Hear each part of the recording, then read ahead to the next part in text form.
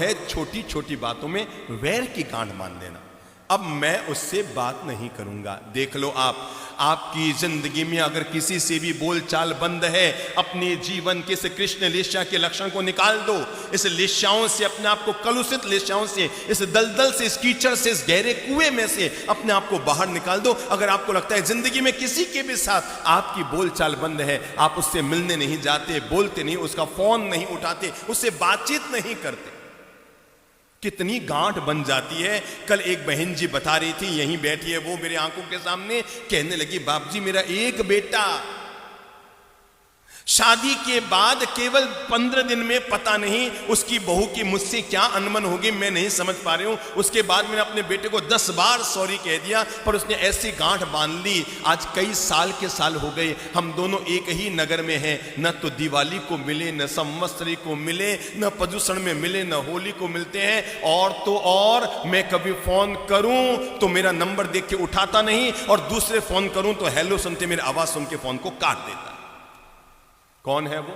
कौन है वो? उसी का बेटा है। कौन है वो? कौन है वो? उसी का बेटा है। वो बहन जी यहीं पे, कल दोपहर की बात थी, वो मुझे कह रही थी कि मेरा नंबर अगर देख ले तो फोन नहीं उठाता, और हेलो की आवाज सुन ले तो फोन को काट देता है, और मुझे सामने से देख ले, मैं इधर से आ रही हूं, झट से घूम जाएगा, उधर से निकल जाएगा। वैर की मजबूत गांठ, जिसने जन्म दिया, पाल पोस कर बड़ा किया, जिसका दूध पिया, जिसके खून से निर्माण हुआ, जिसने 1000 बार हमारे पोतरिये साफ किए, हमारे जीवन का नरक नहीं तो और क्या है कि आदमी उसका नाम सुनना पसंद नहीं करता, उससे मिलना नहीं चाहता, दिवाली को भी मिलने नहीं आता, संवत्सरी का भी खमत खामना नहीं करता। अरे और तो और वो महिला फोन करे तो नंबर देखकर नहीं उठाता, और अगर फोन पे हेलो की आवाज सुन जाए तो आवाज सुन के फोन को काट देता है। ये कृष्ण लिस्या का गहरा कुआं है। इसी मुंबई की घटना, इसी बोरीवली में वो बहन जी रहती है, रोज सत्संग में आती है, और वो कहती है रोज मेरा मन बदल रहा है कि मैं अपने बेटे को आपके प्रवचन में कैसे लाऊं, उसकी दशाओं को कैसे ठीक करूं, क्योंकि मैं उसके घर जाऊंगे तो घर से निकल जाएगा, फोन करूं तो फोन नहीं उठाता है। आदमी की कलुषित लिस्याएं, जब जब हमारी बोलचाल बंद होती है, याद करो जिस पत्नी के प्रेम में आप पागल होते हैं, जब गुस्सा आता है, मन में गांठ बांध लेते हैं, उसकी तरफ नजर नहीं डालते, मिलते नहीं, मुस्कुराते नहीं, बोलते नहीं। सगे भाई से, हम एक शहर में थे जिन्होंने हमारे चतुर्मास का आयोजन कराया। ताज्जुब की बात यह थी, हमें उस शहर में जाने पे पता लगा ये 2 भाई, सगे 2 भाई, शहर के सबसे अमीर 2 भाई, और सगे 2 भाइयों में आना जाना, प्रवचन में आना, मंदिर में जाना, जहां वो जाएगा वहां दूसरा भाई नहीं जाएगा। दिवाली को भी रामा सामा नहीं। आखिर एक दिन चंद्र प्रभु जी महाराज ने चलते प्रवचन में कहा उस चतुर्मास के आयोजक महानुभाव से, भाई साहब या तो कल से हमारे प्रवचन में आना बंद करो, और या फिर आज शाम तक अपने भाई से मेल मिलाप शुरू करो। अगर हमारे प्रवचनों को जीवन में अमल में नहीं लाते तो फिर हमारे पास आने का अर्थ क्या है? ऐसी वैर की मजबूत गांठ हम बांध लेते हैं। कमठ और पारसनाथ की तो क्या हुई होगी वैर की मजबूत गांठ।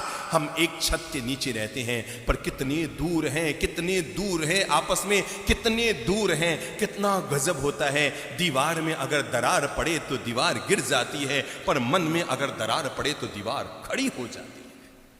दीवार में अगर दरार पड़े तो दीवार खड़ी हो जाती है, पर मन में अगर दरार पड़ जाए तो दीवार खड़ी हो जाती है। आदमी की वैर की मजबूत गांठ ये कृष्ण लिस्या का लक्षण है। सावधान रहना, जिंदगी में कभी भी किसी से गांठ मत बांधना।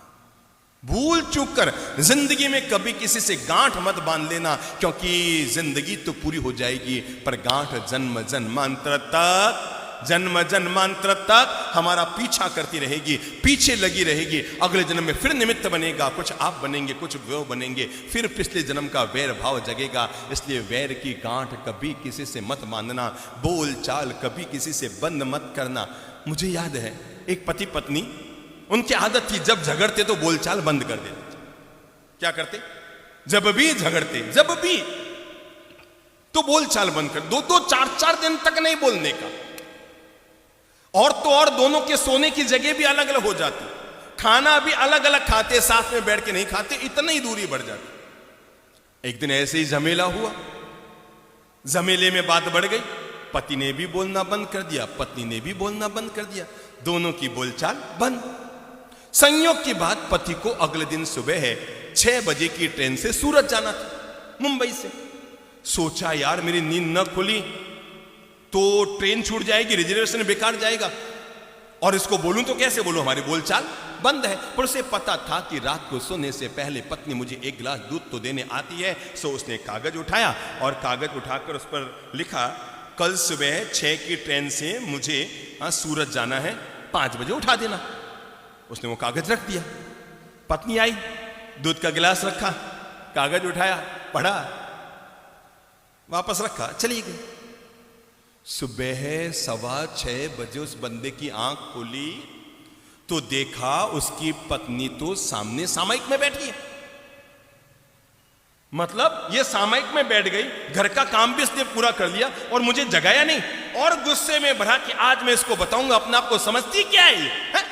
समझती क्या है? मैं इसको रात को उसने पढ़ लिया था कि सुबह मुझे जाना है, ट्रेन से जाना है, सूरत जाना है, धंधे के लिए जाना है, जगाया ही नहीं। और ये सोचकर वो गुस्से में भरा हुआ बैठा हुआ, तभी देखा जहां पर उसकी कागज की स्लिप थी वहीं पर एक और स्लिप लिखी हुई थी, सुबह के 5 बज गए हैं, कृपया जग जाइए।